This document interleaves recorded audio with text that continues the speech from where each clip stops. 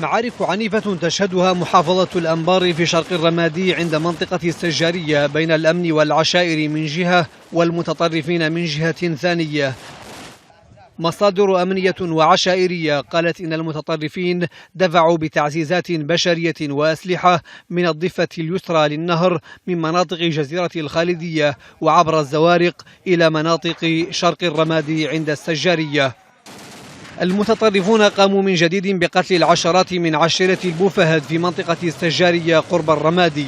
تحرك المتطرفين دفع بالعشائر إلى طلب المساعدات العسكرية من الجيش العراقي، وحملت عشائر الأنبار الحكومة العراقية مسؤولية التأخر في ذلك.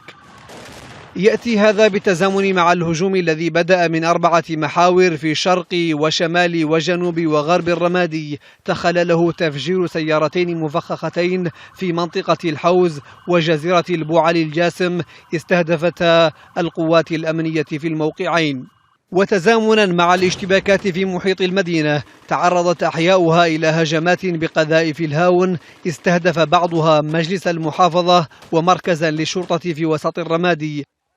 وتشارك قوات من الجيش والشرطة وأبناء العشائر السنية في المعارك التي تعد الأعنف منذ الهجوم الكاسح للمتطرفين في العراق.